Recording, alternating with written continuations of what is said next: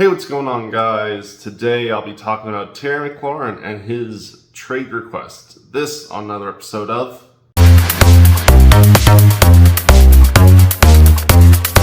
So, McLaurin has sent a trade request to the Washington Commanders after they have continually failed to meet his demands for a sizable contract extension to secure his future in the NFL. Now, don't get me wrong, he's not asking to be paid like Jamar Chase or Justin Jefferson or, top receivers of the league.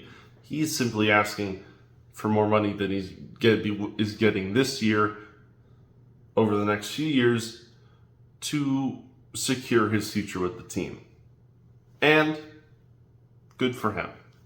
Obviously, McLaurin is a great receiver. He's easily the best receiver the Commanders have. So if he wants to be paid like it, I don't see why he shouldn't be. Especially if he's not asking for some ridiculous market resetting contract like Jamar Chase sized one, for instance. On the Commanders side of things, I can also understand where they're coming from with this. After 31, receivers tend to start slowing down. They don't play as well. There's some issues there.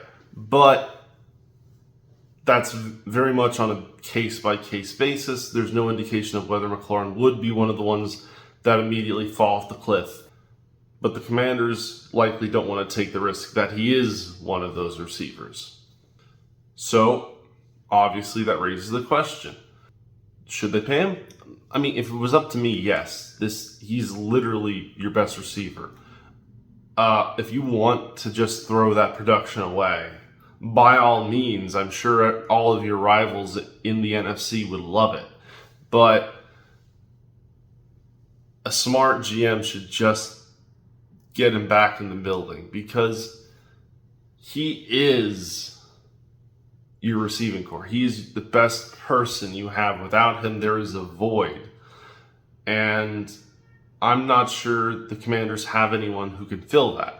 Yes, you traded for Deebo Samuel, but Deebo Samuel is also pretty old. And he's not good enough, at least in my opinion, to replace McLaurin. He would have been an amazing addition to McLaurin, but he's certainly not a one-for-one replacement. And you look at who the Commanders have. Besides McLaurin and Deebo Samuel, they have Noah Brown, they have Luke McCaffrey, and a bunch of others. But none of those names after Deebo even come close to the kind of production they would get from Terry McLaurin. And it amazes me that the Commanders did not try and figure this out sooner, or do it in a way that doesn't cause this kind of drama. This is also especially concerning for where the Commanders are right now in the grander scheme of the NFL. They are coming off a NFC Championship game appearance. They have a rookie quarterback that almost got to a Super Bowl. They have a roster that was not expected to do as good as it did last year. They're coming off of two great playoff wins against the Buccaneers and the Lions. They have a lot going for that team heading into this year. They could, if they're good again this year, build something in the NFC that hasn't been seen in some time, and that is a true every year title contender. And before any Cowboys fans say they're the every year title contender, please shut up. Thank you. It's a rare thing in the NFC. NFC doesn't regularly put out true, consistent title contenders. It's more random than the AFC. Doesn't really make as much sense.